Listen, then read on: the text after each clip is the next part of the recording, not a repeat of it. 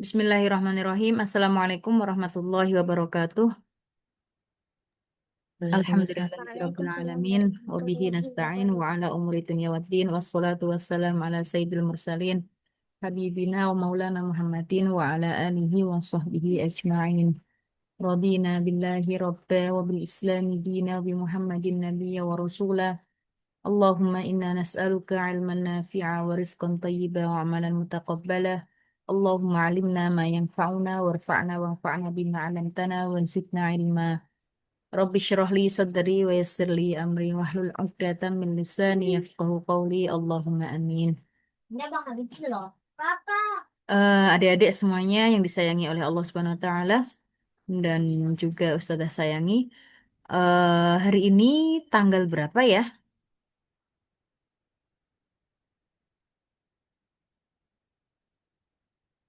Ada yang mau menyebutkan hari ini tanggal berapa? Tanggal 18 ini Ustazah. 18 Juni, oke.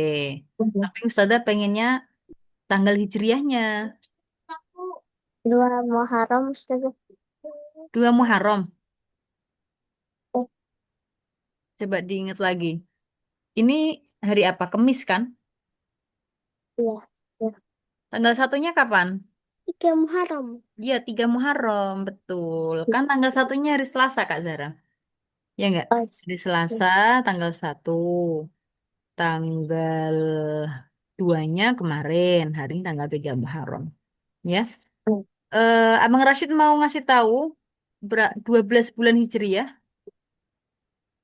iya Ustazah. Baik, yuk dari Muharram coba di-unmute dulu. Muharram, 1 Muharram, 2 Safar, 3 Rabiul Awal, Rabiul Awal, Rabiul Akhir, Jumadil Awal, Jumadil Akhir, Rajab, Syakban, Ramadan, Syawal, Dzulqa'dah, Dzulhijjah. Masya Allah, Barakallahu Fik. Yuk sekarang Kakak Alfia, sudah hafal belum bulan Hijriyah 12 bulan? Iya, Ustazah. Baik, yuk disebutkan.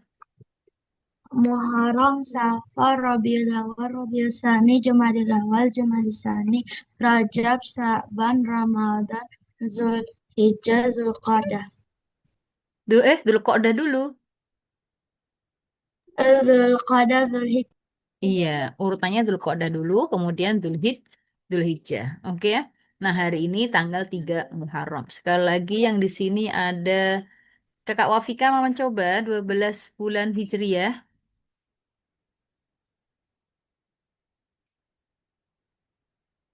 Kakak Wafika. Saya tungguin dulu ya. Kakak Hafsa mau mencoba Kakak Hafsa. Belum bilang. Iya, Ustazah. Yuk, dari Muharram, Safar. Ya. Muharram, Safar, Rabiul Awal, Jumadil Awal, Habis Rabiul Awal, Rabiul Tsani. Rabiul Tsani, Jumadil Awal, Jumadil Tsani, Rajab, Syaban, Ramadan, Syawal, Zulqa'dah, Zulhijjah. Oke, dihafalin lagi ya. Terima kasih Kakak Hafsa. Nah, dari ke-12 bulan itu, ada 4 bulan itu dinamakan bulan yang haram. Bulan yang haram ini maksudnya bulan suci. Bulannya Allah Subhanahu wa Ta'ala. Bulan yang mulia. Oke, dari 12 bulan itu, ada 4 bulan yang suci, yaitu bulannya Allah Subhanahu wa Ta'ala. Yaitu, yuk ditulis, Rajab, dari 4 bulan itu ya, Rajab, kemudian Dzulqa'dah, Dzulhijjah, dan Muharram. Oke, dari 12 bulan itu ada 4 bulannya Allah, yaitu berarti bulan dinisbatkan ke Allah. Ya, dinisbatkan ke Allah. Tandanya ini adalah bulan yang sangat mulia. Oke, dibilang bulannya Allah berarti tandanya atau menunjukkan bulan yang sangat mulia, yang sangat agung. Nah, dari 12 bulan itu ada 4 bulannya Allah, yaitu Rajab. Ditulis ya. Kemudian Dzulqa'dah yang kedua itu, kemudian yang ketiga Dzulhijjah, dan yang keempat yaitu Muharram. Jadi yang tiga bulan berturut-turut tuh yang Dzulqa'dah, Dzulhijjah, Muharram tuh 3 bulan berturut-turut tuh bulannya Allah Subhanahu Wa Taala. Oke ya, bulan yang mulia. Nah, yang sendiri adalah Rajab. Paham ya? Dari 12 bulan itu ada 4 bulan yang haram, ya bulan yang agung, yang disebut dengan Syahrullah atau bulannya Allah. Ya, jadi amalan-amalan yang dikerjakan di 4 bulannya Allah, ya di sekarang ini di waktu-waktu yang sekarang ini bulan Muharram ini, ya amalannya sangat agung sekali. Maka, ya kan, maka kita manfaatkan waktu kita, ya manfaatkan waktu kita di bulan ini sebaik-baiknya. Oke. Kalau mau berzikir, memperbanyak zikir itu pahalanya mulia sekali, besar sekali di sisi Allah Subhanahu wa taala. Baik. Karena sekarang ini adalah bulan Muharram, tahun berapa ya? Ini tahun berapa? Tahun Hijriahnya. Kalau tahun Masehi mah sudah tahu 2026, ya kan? Sekarang tahun Hijriahnya. Ada yang mau menyebutkan tahun berapa? 1448 Iya, seribu Hijriah. empat ratus empat puluh delapan Hijriyah. Oke? 1448 Hijriah. Jadi ini tahun baru loh. Tahun barunya umat Islam ya. Bulan ini nih. Ya kan? Bulan Muharram. Baik, kita lanjutkan materi kita. Sebelumnya kita baca surat Al-Fatihah bersama. Yuk dibimbing sama Abang Fatih yuk ya. Yang keras ya, Abang Fatih ya. Bismillah. Apa Dan Ustazah? baca surat Al-Fatihah bersama. Yang lainnya juga ikut baca surat Al-Fatihah. Yuk, Abang Fatih yang keras. Yuk, Bismillah. Bismillahirrahmanirrahim. Alhamdulillahirabbil alamin. Arrahmanirrahim. Maliki yaumiddin. Iyyaka na'budu wa iyyaka nasta'in. Ihdinas siratal mustaqim. Shiratal ladzina an'amta 'alaihim ghairil maghdubi 'alaihim waladdallin.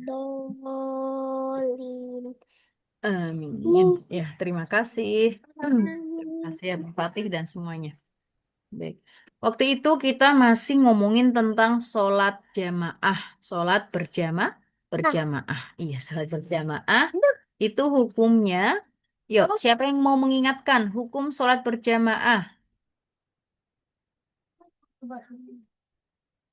Ada yang mau mengingatkan hukum sholat berjamaah waktu itu? Abang Abdullah? Iya, Bu. Halo? Sholat berjamaah hukumnya yang lalu Fardu abang kifayah, ya Ustazah. fardu kifayah. Abang Abdullah Fardu ada nggak waktu kifayah. hari Kamis? Ada kan? Baik, ditulis ya. Ada, Bu.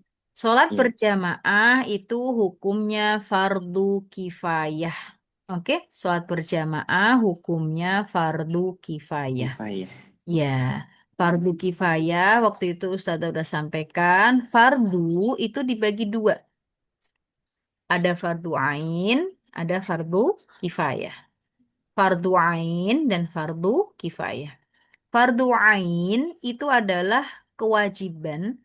Kalau Abang Abdullah dan yang lainnya, adik-adik semuanya mendengar kata fardu, berarti itu artinya wajib. Oke, wajib dikerjakan. Cuma kalau dibilang fardu ain, ya, fardu kan tadi wajib kan, wajib dikerjakan kan. Nah, dibedakan menjadi dua, fardu ain dan fardu kifayah. Kalau fardu ain itu wajibnya dikerjakan tiap masing-masing, tiap masing-masing individu, tiap masing-masing individu yang mukallaf, ya, yang sudah balik dan berakal. Oke, seperti sholat fardu, sholat 5 waktu, puasa Ramadan, itu hukumnya fardu ain. Fardu ain berarti masing-masing yang sudah mukallaf, yang sudah berakal dan balik, dan tentunya beragama Islam, itu wajib mengerjakan sholat. Jadi tidak boleh diwakilkan. Nggak boleh untuk sholat, eh aku males sholat, kamu yang sholat aja ya, sholat untuk aku. Nggak boleh. Jadi masing-masing dari kita wajib mengerjakan yang sholat fardu. Itu kalau fardu ain. Adapun yang kedua yaitu fardu kifayah. Ya, fardu kifayah adalah kewajibannya itu dibebankan yang nggak setiap masing-masing individu nggak, melainkan cukup sebagian saja. Apabila dari sebagian itu mengerjakan, maka yang lain yang nggak mengerjakan itu gugur. Oke, gugur dosanya. Oke ya, nggak pada dosa. Tetapi kalau misalnya tidak ada satupun yang mengerjakan, maka semuanya berdosa. Nah, sholat berjamaah bedakan dengan sholat fardu. Sholat fardu itu bisa dikerjakan dengan sendiri. Kita bilangnya munfarid. Kita bilangnya munfarid. Atau dikerjakan dengan sholat berjamaah. Oke? Tentunya kalau dikerjakan dengan sholat berjamaah, pahalanya lebih banyak ketimbang dikerjakan sendirian. Pahalanya berapa? Unggul berapa? 27 derajat. Bisa difahami ya? Rasulullah Shallallahu Alaihi Wasallam bersabda bahwasanya sholat berjamaah itu lebih baik daripada sholat sendirian. Itu pahalanya itu lebih unggul 27 derajat. Paham ya? Nah, sholat fardunya yang 5 waktu itu fardu ain. Tetapi kalau sholat fardunya itu dikerjakan dengan berjamaah, dengan sholat berjamaah, maka hukumnya fardu kifayah. Bisa difahami nggak adik-adik? Kak Afsa, Abang Aska, Abang Oboy, Kakak Iya, Iyam, Abang Richard, Abang Hafi, bisa difahami? Abang iya. Fatih? Ya, Ustazah. Baik. Oke, sekarang Abang Fatih, saya tanya. Sholat duhur, hukumnya apa Abang Fatih? Fardu ain atau fardu kifayah? Ardoain. Fardu ain. Kalau Abang Fatih mengerjakan sholat berjamaah, sholat duhur berjamaah, berarti Fardu hukumnya apa? kifayah. Sholat berjamaahnya Fardu fardu kifayah. Kalau misalnya di Manggaf atau di Rege misalnya, di daerah Rege, satu pun tidak ada yang mengerjakan sholat jamaah, maka semuanya berdosa. Tetapi kalau ada sebagian dari laki-laki yang sudah balik di daerah Rege atau di daerah Andalus mau mengerjakan sholat berjamaah, maka dapat pahalanya. Dan yang tidak mengerjakan sholat berjamaah tidak berdosa karena sudah ada yang mewakili. Nah, itu dinamakan fardu kifayah. Paham ya? Nah, fardu kifayahnya ini dihukumi ini bagi siapa? Bagi laki-laki. Waktu itu saya sudah sampaikan. Bagi laki-laki yang sudah balik. Laki-laki yang sudah balik dan merdeka. Merdeka itu bukan merdeka ya. Tidak ya, merdeka itu lawan kata dari budak. Jadi ya dulu itu banyak perbudakan ya. Nah, yang dihukumi fardu kifayah adalah yang merdeka. Oke ya, yang merdeka. Laki-laki balik merdeka kemudian apa dalam keadaan mukim. Mukim itu lawan kata dari musafir. Musafir itu dalam perjalanan, traveling. Kalau nggak sedang dalam perjalanan, mukim. Jadi kita ini status kita adalah mukim. Oke? Mukim. Nah, bagi yang laki-laki, kemudian sudah balik, dan bukan seorang budak, kemudian tidak dalam keadaan musafir atau dalam keadaan mukim maksudnya, maka untuk sholat berjamaah dihukumi fardu kifayah. Nah, kalau untuk wanita bagaimana? Untuk perempuan ya, bukan fardu, bukan wajib kifayah, bukan fardu kifayah, melainkan mustahab. Mustahab itu disunnahkan. Oke ya? Jadi kalau nggak ada satupun wanita yang sholat jamaah, ya nggak berdosa, nggak ada yang berdosa. Karena hukumnya bukan fardu kifayah. Ya, yang dihukumi fardu kifayah adalah untuk laki-laki merdeka, sudah baligh, oke, dan juga mukim. Baik. Nah, untuk dikatakan sholat berjamaah itu at least atau minimal harus ada imamnya dan juga harus ada makmumnya. Nggak bisa sholat berjamaah imam sendirian atau makmum doang. Makmumnya imamnya nggak ada, ya nggak bisa. Paling tidak ada dua orang, satunya imam dan satunya makmum. Oke ya? Untuk dikatakan sholat berjamaah, paling tidak ada imam dan juga makmum. Oke ya? Imam, kalau makmum sebagai makmum berarti harus mengikuti imam. Oke, harus mengikuti imam. Kemudian syarat sholat berjamaah, yuk ditulis yuk. Syarat sholat berjamaah. Yuk,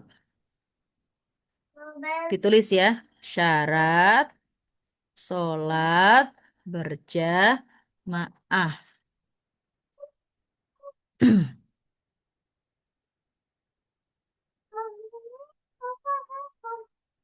Sudah tulis di sini ya. Syarat sholat berjamaah. Ya, kita cukupkan 4 syarat. Yang pertama yaitu, oke, niat iqtidak. Niat iqtidak. Iqtidak itu ya niat makmum. Niat makmum bersama imam. Oh iya, oh niat makmum. Oke, jadi makmum berniat atau niat makmum ya. Niat makmum bersama imam. Kan? Niat iktidak ya, niat tahu kan kalau kita menjadi makmum, oke ya, maka kita wajib niat makmum mengikuti imam. Ya, kalau misalnya sholat duhur atau sholat maghrib, berarti kita bilangnya usolli sholatal maghrib, usolli fardhol maghribi boleh, atau usolli sholatal maghribi fardhon. Ya, karena salat maghrib adalah fardu, maka kita bilang usolli, yang pertama usolli, kita sholat, ya, sholat al maghribi. Sholat apa nih? Sholat maghrib. Karena fardu kita bilang fardhon. Kemudian makmuman. Kalau kita bermakmum, ya, kalau kita menjadi makmum, maka kita bilang makmuman lillahi ta'ala. Aku sholat, niat sholat maghrib fardu makmum karena Allah Ta'ala. Ya, jadi harus disertakan niat makmumnya atau niat iktidaknya. Karena kalau kita nggak niat makmum, nggak niat beriktidak, nggak niat ngikutin imam, maka ya kan, ya terhitungnya ya sholat sendiri. Terhitungnya sholat sendirian. Paham ya? Jadi harus diniatin niat iktidak. Baik. Kemudian yang kedua yaitu mengetahui, ya sayang. Nggak boleh kayak kita, please. Mengetahui sholatnya imam. Mengetahui sholatnya imam atau gerakannya imam. Ya. Jadi kalau misalnya kita makmum kepada seseorang, ada seseorang yang imam jadi imam, kita makmumnya. Kita perlu tahu tuh gerakannya imam atau sholatnya imam. Mengetahui gerakan sholatnya imam. Oke ya.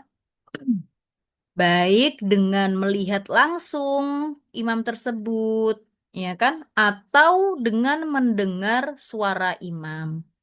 Boleh. Oke ya, bisa difahami ya. Jadi yang penting kita mengetahui gerakannya imam. Boleh kita langsung, kalau misalnya kita makmumnya sendiri, ya, kita langsung melihatnya. Ya itulah namanya sholat berjamaah. Atau mendengar suara imam. Kalau misalnya ini imamnya, kemudian ada makmum, kita di baris paling belakang. Nah, kita nggak ngelihat langsung gerakannya imam, tapi kita bisa mendengar suara imam atau mendengar suara makmum yang depan-depan kita. Ya kan biasanya kan kalau imamnya Allahu Akbar, nanti makmumnya yang belakang Allahu Akbar. Kemudian yang belakang juga Allah, Allah, Allah kayak gitu. Nah, kita kan tahu itu. Itu boleh seperti itu. Oke ya. Jadi yang pertama syarat sah sholat berjamaah, syarat sah ya. Sholat berjamaahnya itu dikatakan sah apabila yang pertama makmumnya harus punya niat iktidak dengan si imam itu. Oke? Dan ini perlu diperhatikan. Kita nggak perlu tahu siapa imamnya kayak gitu. Nggak perlu tahu juga nggak masalah. Nggak harus kenal imamnya siapa. Yang jelas mm, adik Fariha.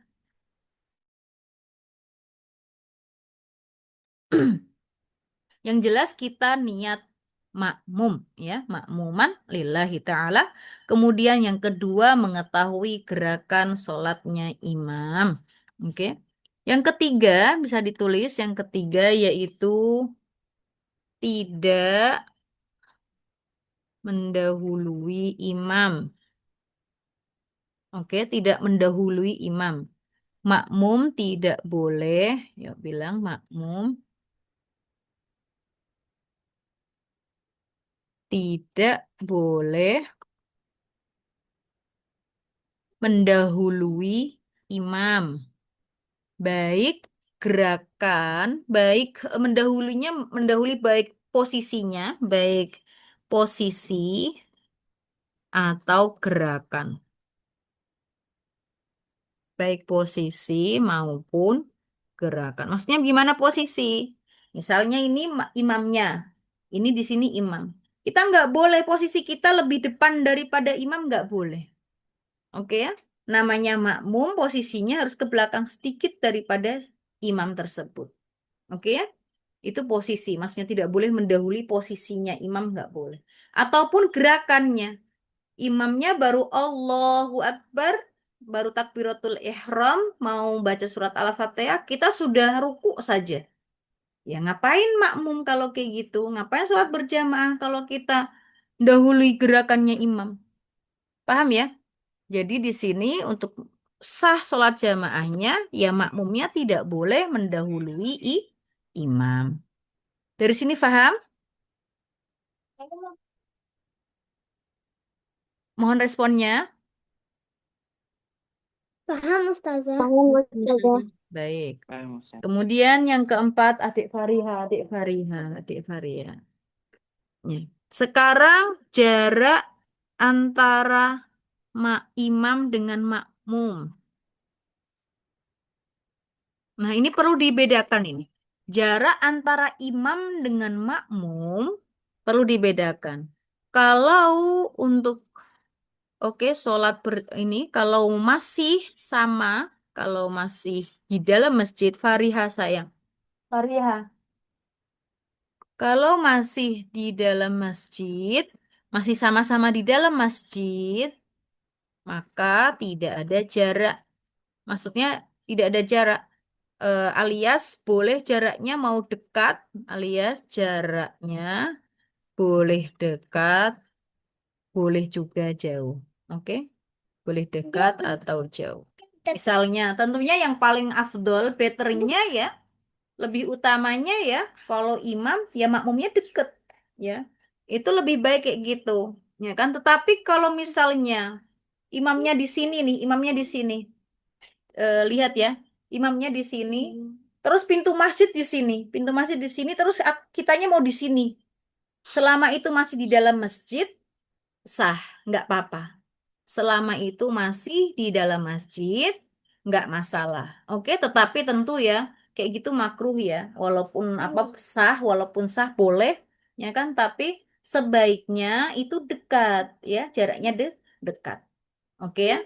Ini ngomongin boleh dan tidaknya, ya, nggak masalah, cuma makruh.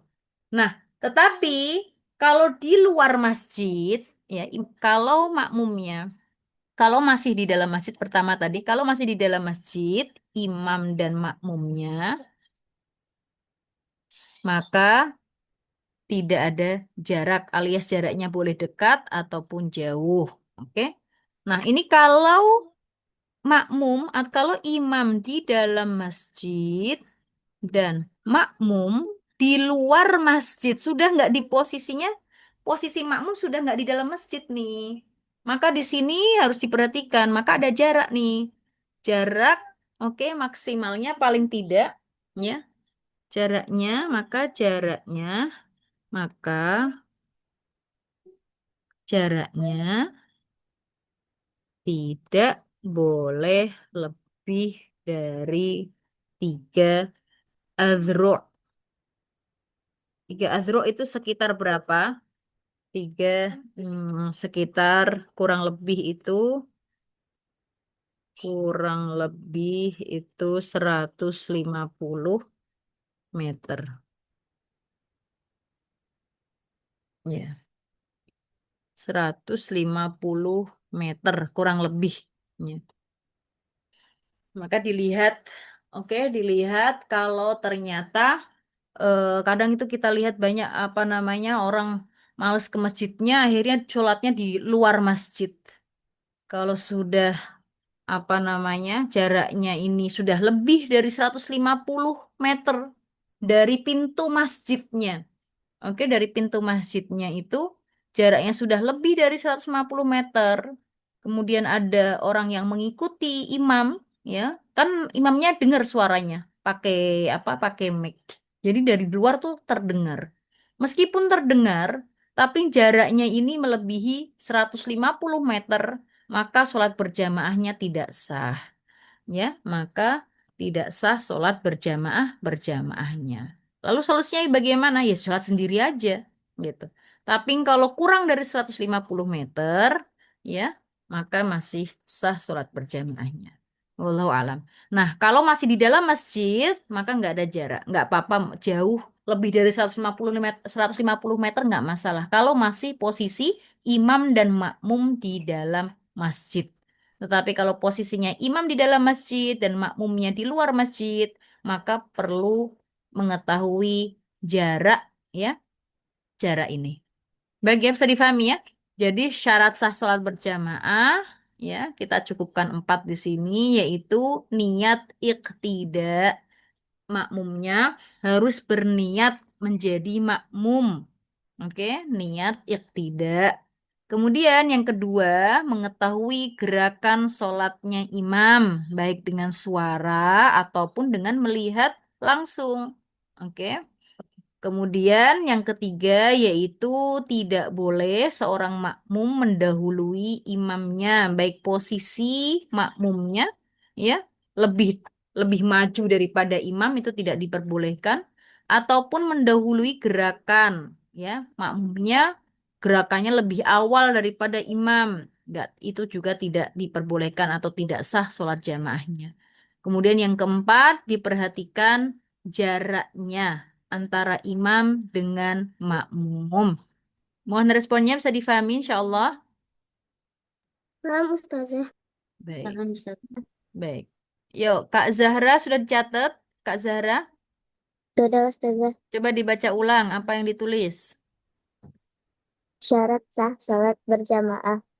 Satu, niat ik- tidak niat Oke. makmum bersama imam.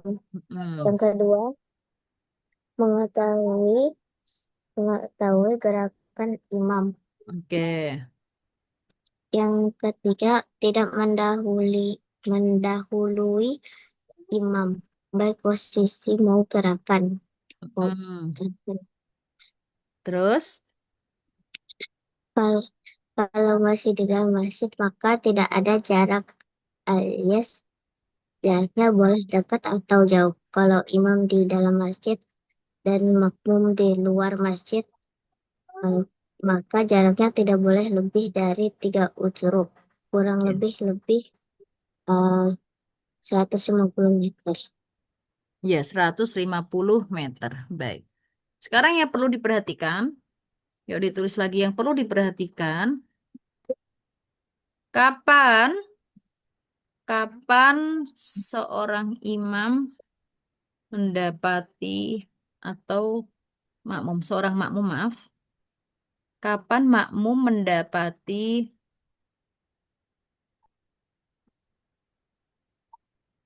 Oke, pahala sholat berjamaah. Ini yang perlu diperhatikan di sini. Kapan makmum mendapati pahala sholat berjamaah? Tadi kan kita ketahui kan kalau sholat berjamaah itu pahalanya berapa dibandingkan dengan sholat sendirian? 27 kali Iya, lipat. 27 derajat. Nah, kapan sih dapat 27 derajatnya ini? Ya, yang pertama kalau, nah ini, paling tidak, ditulis. Paling tidak, oke, mendapati, mendapati sholat berjamaah apabila, oke, apabila makmum mendapati, ya, oke, mendapati imam atau sebelum salamnya imam.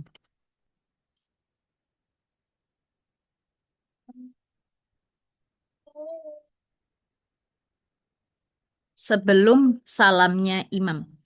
Maksudnya bagaimana? Jadi gini, kalau kita, kalau imamnya pas takbiratul ihram, kita juga ikut takbiratul ihram.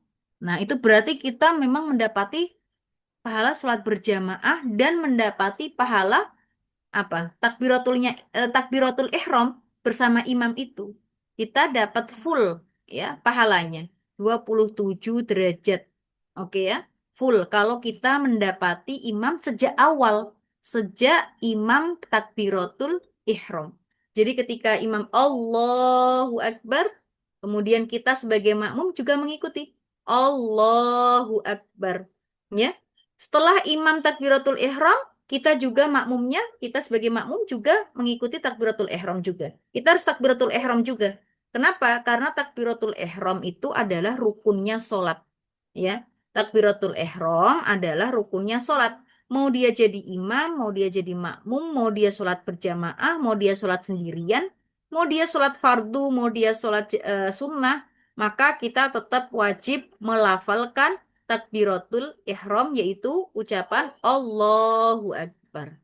Ketika imam bertakbiratul ihram dan kita mengikuti setelahnya, disitulah kita mendapatkan pahala takbiratul ihram bersama imam dan juga mendapati pahala 27 derajat secara sempurna. Nah, kalau misalnya nih, kalau misalnya kita masbuk, masbuk itu bagaimana? Masbuk itu telat. Oke ya, telat. Misalnya imamnya sudah di rokaat kedua. Imamnya sudah di rokaat kedua, kita baru datang. Terus kita ikut imam. Kira-kira nih, masih dibilang sholat berjamaah nggak? Misalnya imamnya di rokaat kedua sedang berdiri, masih membaca surat Al-Fatihah. Kita telat satu rokaat. Terus kita ngikutin imam sholatnya. Kira-kira nih, masih terbilang sholat berjamaah atau tidak? Ada yang mau jawab? Halo, Abang Fatih, Abang Hafi, Abang Abdullah, Kakak Aisyah. Yuk, masih terbilang sholat berjamaah atau tidak? Jawabannya ya atau tidak? Gitu aja. Yuk. Iya, Iya, soalnya aku betul, iya. Oke ya. Jadi ketika kita makmum, ya kan, kitanya makmum. Kemudian mendapati imam, kita telat nih, mendapati imam di rokaat kedua. Oke ya. Maka kita pun ya masih terbilang apa? Terbilang sholat berjamaah. Cuma pahalanya ya sedikit turun daripada dari yang ketika si makmum ini mengikuti dari awal. Bisa difahami ya? Nah, oke. Sekarang misalnya gini lagi. Imamnya sudah di rokaat ketiga, sudah dalam keadaan sujud. Nah, rokaat ketiga sholat maghrib, ya, dalam keadaan sujud. Kemudian makmumnya ngikutin, ya kan? Ngikutin. Kira-kira masih mendapatkan sholat berjamaah atau tidak ya? Yuk, ya atau tidak? masih Masih. Terus sampai kapan? mendapati sholat berjamaah, ya, sampai ya pokoknya makmum ini eh, sampai mendapati imam itu pas lagi salam, sebelum salam, pas salam di sini, Assalamualaikum. Nah, ketika imam bilang Assalamualaikum, ketika kita mendapati salamnya imam, ya, berarti itu kita masih dinamakan sholat berjamaah. Bisa difahami? Jadi ketika apa namanya mau gerakan apapun imam ketika kita telat, kita tetap ngikutin, ngikutin. Tapi kalau imamnya sudah salam, Assalamualaikum warahmatullah, imamnya sudah salam nih, baru kita Allahu Akbar. Berarti sudah nggak ada namanya sholat berjamaah. Kita sudah tidak mendapatkan pahala sholat berjamaah.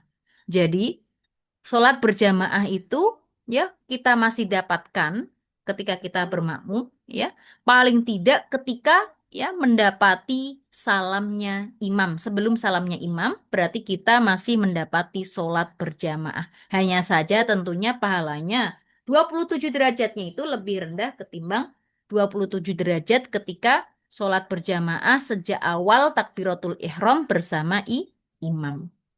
Oke ya. Nah, yang perlu diperhatikan juga adik-adik.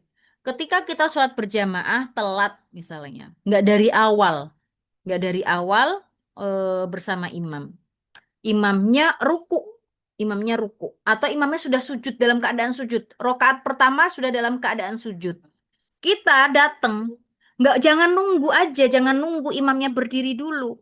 Jangan, ya udah kita ikutin ikutin saja. Imamnya dalam posisi apa kita ikutin. Tetapi yang perlu diperhatikan, kita harus niat terlebih dahulu. Jangan asal langsung sujud. Imamnya sujud, kita langsung sujud, jangan. Niat terlebih dahulu. Niat sholat apa nih? Oke ya? Niat sholat maghrib misalnya, berarti kita usolli sholat al-maghribi. Fardhon makmuman lillahi ta'ala. Baru kita bilang atau kita ucapkan Allahu Akbar. Takbiratul ihram. Baru setelah takbiratul ihram, kita langsung sujud atau mengikuti gerakan imam. Bisa difahami ya? Jadi nggak nunggu imamnya berdiri. Jadi kita telat nih, imamnya dalam keadaan sujud. Kita tunggu dulu. Kita tunggu. Ngapain? Nah kan imamnya belum berdiri lagi. Tunggu imamnya berdiri lagi. Enggak. Sayang, pahalanya kita kalau imam sujud, kita ikutin sujud, kita dapat pahala sujudnya. Oke? Kita juga mendapatkan pahala sujud bersama imam. Oke? Mau dalam keadaan imam apapun, asalkan jangan apa namanya sesudah salam sampai sebelum salam itu kita ngikutin gerakan imamnya, tapi kita perhatikan kita perlu niat terlebih dahulu, kemudian kita juga perlu takbiratul ihram, baru ikutin gerakan imam dalam keadaan apapun itu. Bisa difahami ya? Misalnya juga di rokaat kedua, oke, imamnya sedang ruku, sholat maghrib. Di rokaat kedua, imamnya sedang ruku di pada sholat maghrib. Maka kira-kira kita sebagai makmumnya bagaimana? Yuk Abang Abdullah yuk coba. Kalau imamnya di rokaat kedua sholat maghrib dalam keadaan ruku, kira-kira Abang Abdullah pas dateng ya masuk masjid menjumpai imam seperti itu, apa yang dilakukan Abang Abdullah? Masbuk kah? Hah? Masbuk. Oke, oke Abang Abdullah makmum masbuk. Oke, tapi terus apa? Kemudian apa yang dikerjakan? Nah, langsung Mm-mm. ke posisi itu. Ya niat dulu, niat, oke. Kemudian takbiratul ihram, kemudian habis itu ke posisi apa? Oh iya, maksudnya itu. Takbir dulu baru ke posisi itu. Lupa. Oke, niat bertakbiratul ihram dulu, baru ke posisi itu. Posisi itu tuh apa itu? Coba. Ru, Eh, ruku, ruku. ya rukunya si imam. Tadi kan Ustazah kan bilang kan apa namanya imamnya dalam keadaan ruku di rokaat kedua sholat maghrib. Oke ya. Kemudian Abang Abdullah datang itu mendapati imam itu. Maka yang dikerjakan yaitu yang pertama niat terlebih dahulu, niat untuk sholat maghrib dan jangan lupa kita bilangnya disertakan niat iktida atau niat makmum. Oke, niat makmuman lillah, makmuman lillahi ta'ala. Kemudian kita bertakbiratul ihram dan langsung mengikuti rukunya imam. Oke, jadi tidak menunggu imamnya berdirilah lagi. Bisa difahami ya? Kenapa? Karena kita biar mendapati pahala ya rukunya imam, kemudian apa? Berdirinya imam, berdiri dari ruku, ya kan bersama imam, kemudian sujud bersama imam, kayak gitu. Kalau kita nunggu imam sampai berdiri lagi, kita terlewat tuh pahala-pahala itu, sayang. Oke ya? Baik. Resen dulu yang lainnya, apakah paham? Bisa difahami? Baik. Itu untuk apa namanya? Sholat berjamaah. Oke, paling tidak atau mendapati sholat berjamaah, ya, mendapati sholat berjamaah atau tetap mendapati sholat atau tetap mendapati pahala sholat berjamaah apabila Pak makmumnya mendapati imam, oke, dalam keadaan sebelum salam, yaitu salamnya imam itu. Oke, baik. Lagi sekarang, kapan makmum ditulis? Kapan makmum mendapati satu rokaat bersama imam? Nah, ditulis ya. Ini penting banget ya. Ini penting banget ketika kita sholat berjamaah. Kapan makmum mendapati satu rokaat bersama imam? Ya, jawabannya mendapati atau makmum mendapati satu rokaat bersama imam apabila mendapati rukuknya imam. Nah, maksudnya bagaimana nih? Maksudnya gini, kita sholat berjamaah, kita mau jamaah ke masjid, tapi kita telat. Kita mendapati imam dalam keadaan sujud. Tadi yang tadi sudah kita singgung ya. Kalau misalnya dalam keadaan apapun, kita tetap ikutin imam dalam keadaan apapun itu, ya kan? Tetapi tetap dengan niat dan juga takbiratul ihram. Hanya saja kalau kita mendapati imam sedang dalam keadaan sujud, ya, berarti ini kita sudah nggak mendapati rukuknya imam di rokaat tersebut. Berarti apa? Berarti satu rokaat itu nggak terhitung. Oke? Kita datang, imamnya masih dalam rokaat yang pertama, tapi sudah sujud. Nah, kita ikutin. Allahu Akbar, niat dulu ya, niat di dalam hati, niat sholat maghrib, katakanlah itu maghrib. Kemudian makmum, kemudian kita bertakbiratul ihram, Allahu Akbar, kemudian kita langsung sujud. Nah, tapi ini ya kan rokaat kita ini tidak terhitung satu rokaat. Berarti bagaimana? Ya anggap saja kita telat satu rokaat. Berarti kalau imamnya salam, Assalamualaikum warahmatullah, Assalamualaikum warahmatullah. Kita makmumnya, kita sebagai makmum yang telat tadi mendapati imam sujud, kita berdiri lagi. Karena rokaat itu tidak dianggap, tidak ada. Kita tidak mendapati satu rokaat bersama imam. Meskipun kita sujud juga bersama imam. Paham ya? Nah lagi, misalnya imam sudah dalam keadaan apa namanya? Tasyahud awal di rokaat kedua, sholat maghrib tasyahud awal. Yuk Kakak Zahra, ada Kakak Zahra? Iya, Ustazah. Baik. Ustazah imamnya misalnya. Iya. Kita lagi sholat maghrib. Di rokaat kedua ustazahnya ya ustazah ini sedang tasyahud awal. Di rokaat kedua tasyahud awal. Kak Zahra datang. Kemudian Kak Zahra apa namanya? Takbiratul ihram, niat dulu, kemudian takbiratul ihram, terus ngikutin duduk untuk tasyahud awal. Ketika ustazah langsung Assalamualaikum warahmatullahi di rokaat ketiga setelah tasyahud akhir, Dadah, Assalamualaikum warahmatullah. Assalamualaikum warahmatullah. Kira-kira Kakak Zahra perlu berapa rokaat lagi nih setelah salamnya imam? Butuh 2 rakaat lagi, Ustazah. Butuh 2 rokaat lagi, betul. Oke, kenapa butuh 2 rokaat lagi? Karena pada saat rakaat pada rakaat kedua sudah tasyahud awal. Oke, tidak dianggap 1 rokaat. Rakaat. Oke. Nah, lalu kapan dianggap 1 rokaatnya? Apabila mendapati rukunya imam. Ya, jadi misalnya Ustazah Vina di rokaat kedua sholat maghrib menjadi imam. Kemudian Kak Zara datang mendapati Ustazah di pas ruku, ya sedang ruku.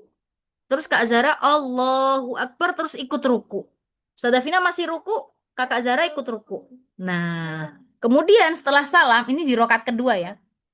Kemudian setelah salam, kira-kira Kak Zahra berapa rokaat lagi berdirinya setelah salam itu?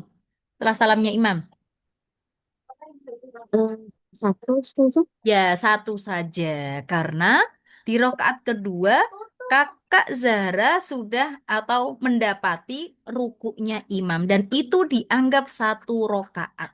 Sehingga setelah imamnya Assalamualaikum salam, perlu 1 rokaat lah lagi. Bisa difahami ya? Jadi kapan makmum mendapati 1 rokaat bersama imam, ya? Apabila mendapati rukuknya imam. Kalau tidak mendapati rukuknya imam, ya, sudah dalam keadaan i'tidal, sudah dalam keadaan sujud, sudah dalam keadaan duduk di antara 2 sujud, sudah dalam keadaan apa misalnya tasyahud akhir atau tasyahud awal, maka itu nggak terhitung 1 rokaat. Kalau mendapati rukuknya imam, maka terhitung 1 rokaat. Oke? Tetapi tetap ya, mau dalam keadaan apapun, imam mendapati apapun keadaan apapun imam, selama belum imamnya mengucapkan salam sebelum apa namanya selesai salamnya, ya Assalamualaikum warahmatullah sebelum salam itu, dan kita mendapati imam dalam keadaan apapun, kita tetap mendapatkan pahala sholat berjamaah. Bisa difahami ya? Jadi bedakan antara kapan tetap mendapatkan pahala sholat berjamaah dengan kapan mendapatkan 1 rokaat bersama imam di dalam sholat berjamaah.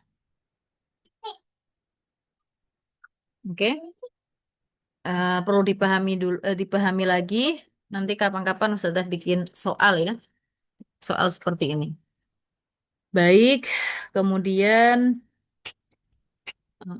kita masuk ke yang namanya waktu itu sudah sampaikan ada yang namanya sholat muaddah.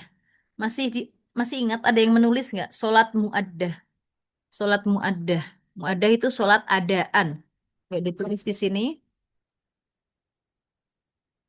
Sholat muaddah. Oke, ya. Sholat adaan. Sholat adaan. Adaan itu apa? Sholat pada waktunya. Ya, pada waktunya. Sholat subuh dikerjakan pada waktu subuh. Sholat duhur dikerjakan pada waktu duhur. Sholat asar dikerjakan pada sholat asar. Sholat maghrib dikerjakan pada sholat maghrib. Sholat isya dikerjakan pada sholat isya. Itu dinamakan sholat adaan. Atau ya sholat pada waktunya. Tetapi ingat yang paling afdol ya tentunya di awal waktu. Ya.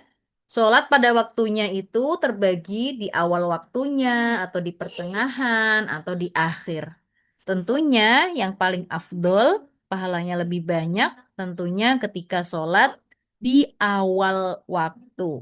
Tetapi selama kita melakukan sholat di waktunya, maka mau di awal atau di pertengahan atau di akhir, selama kita mengerjakan di dalam waktu tersebut, maka dinamakan sholat adaan, ya. Sholat yang dikerjakan pada waktunya. Nah, lawan katanya yaitu sholat maqdiyah, yaitu sholat Oke, kodok ya, sholat kodok. Oke, sholat di luar waktu. Di luar waktu sholat. Ada sholat muaddah, ada sholat makdiyah. Sholat muaddah itu sholat yang dikerjakan pada waktunya, mau di awal, di pertengahan, di akhir. Kalau di akhir, kalau apa nggak ada, kalau hanya menunda males-malesan sampai akhirnya lewat waktunya, berdosa ya, berdosa. Nah, kalau misalnya sudah lewat waktunya, mau nggak mau harus dikodok. Itu yang namanya sholat kodok. Berarti sholatnya dilakukan di luar waktunya. Sholat duhur, nggak ngerjain sholat duhur. Oke, tentunya kalau sengaja, nggak kalau sengaja berdosa. Ya, nggak ada uzur apapun kita mengerjakannya sholat duhurnya nanti hingga keluar sholat. Iya, hingga keluar waktu sholat duhur. Kemudian kalau nggak ada uzur, maka kita berdosa dan tetap wajib dikerjakan sholat duhur tersebut. Nah, itu dinamakan sholat kodok, ya, kodok duhur. Ya, dikerjakan nanti habis setelah sholat asar, boleh mengerjakan sholat duhur. Atau sholat duhur terlebih dahulu, kodok, ya, kodok di luar waktu, baru mengerjakan sholat asar di waktunya boleh. Bisa difahami ya? Nah, kemudian Ustazah mau sampaikan ini. Ada 4 uzur yang diperbolehkan. Oke, mengkodok sholat. Oke. Jadi ada 4 uzur. Uzur itu alasan, ya, atau reason, ya. Diperbolehkannya, oke, diperbolehkan mengkodok sholat. Yang pertama yaitu karena eh, apa namanya, safar, ya, karena, atau maaf, yang pertama dulu ketiduran, ya. Tidur atau ketiduran.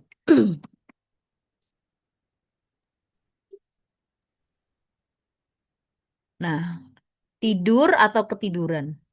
Di sini, ya kan, kalau tidurnya, kalau tidurnya itu sebelum waktu sholat, katakanlah jam 10 pagi ngantuk tidur, ya kan? Tidur, kemudian bablas ternyata bangunnya asar. Nah, dia kan tidurnya sebelum waktu duhur. Nah, ini nggak masalah, ya kan? Ini uzur yang nggak masalah, nggak berdosa di dalam hal ini, nggak berdosa. Oke ya. Tapi kalau tidurnya sudah waktu masuk sholat duhur misalnya, ya kan? Sudah azan, ngantuk banget nih. Tapi kalau dirasa dia bangun ya sebelum asar, ya kan? Bangun kok tidurnya cuma sebentar saja, mau tidur sebentar saja, dirasa bangun ya nggak masalah. Oke ya. Tapi kalau dirasa tuh kayaknya nggak bisa bangun deh ini, kayak gitu. Maka ya sholat terlebih dahulu. Oke, sholat terlebih dahulu, baru tidur. Kayak gitu. Oke ya. Tapi, oke, itu dulu. Kemudian yang kedua, yaitu lupa. Kita sebagai manusia memang terkadang lupa, ya, punya sifat lupa. Manusia itu punya sifat lupa. Ya, saking sibuknya mungkin, ya kan, lupa kalau belum melakukan sholat, ya, tapi jangan sering lupa terus. Oke ya, lupanya jangan sering-sering. Nah, kalau misalnya lupa, loh lah, perasaan, loh ini kok sudah asar, loh tadi belum sholat, aku belum sholat duhur loh, ya Allah lupa banget. Nah, maka ini juga dibilang uzur yang atau alasan yang tidak, yang apa namanya, nggak berdosa atau diperbolehkan, nggak masalah. Oke ya. Yang ketiga yaitu ikroh. Ikroh. Tahu ikroh? Ikroh itu dipaksa, ya, dipaksa. Ya dipaksa untuk enggak sholat.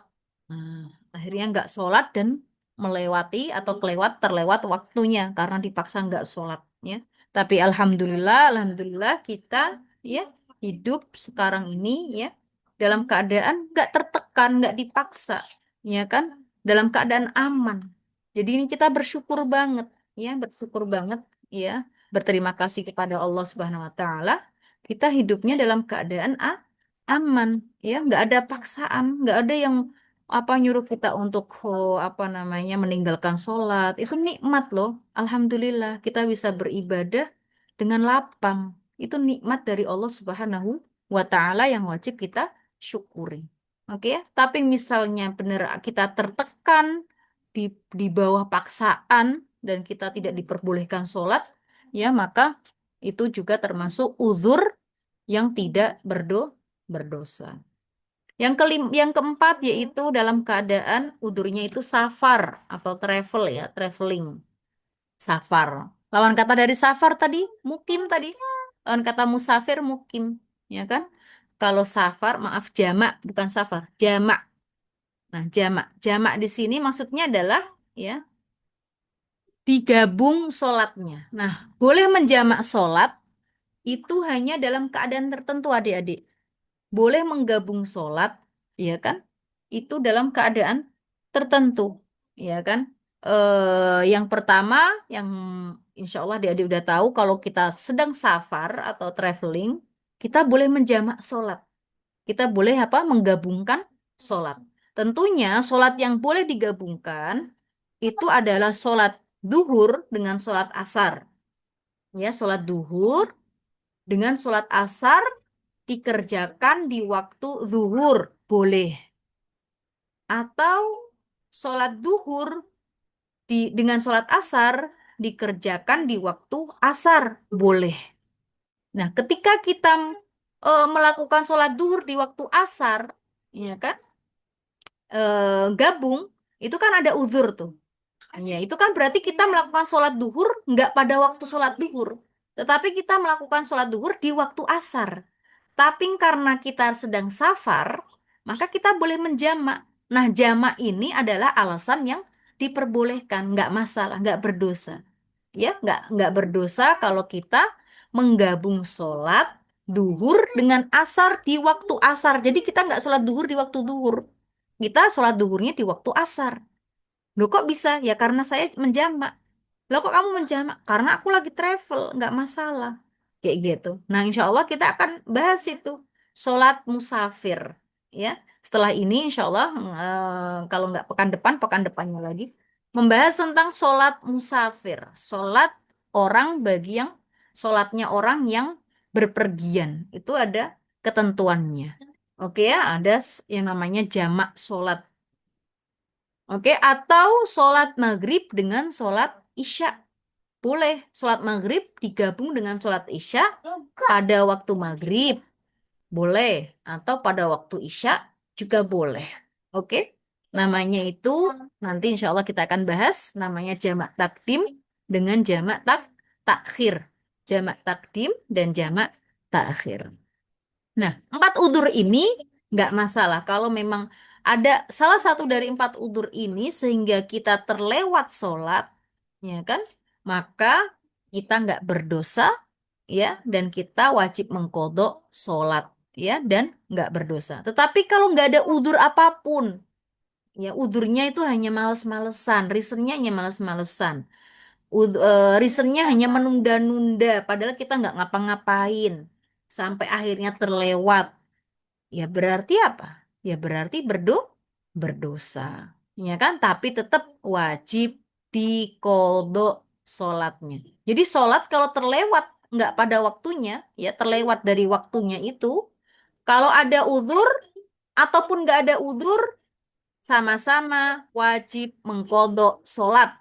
Wajib ditunaikan sholat itu, meskipun di luar waktunya. Bedanya, kalau ada uzur yang 4 ini, maka dia tidak berdosa. Kalau nggak ada udur satupun di antara 4 ini, nggak ada udur sama sekali, hanya males-malesan saja, maka kita berdosa. Paham ya? Tetapi dua-duanya wajib diqadha. Baik, mudah-mudahan bisa difahami adik-adik. Wallahu ta'ala alam. Terima kasih atas perhatiannya. Akhirul kalam. Wassalamualaikum warahmatullahi ta'ala wabarakatuh. Waalaikumsalam. Waalaikumsalam. Waalaikumsalam warahmatullahi wabarakatuh.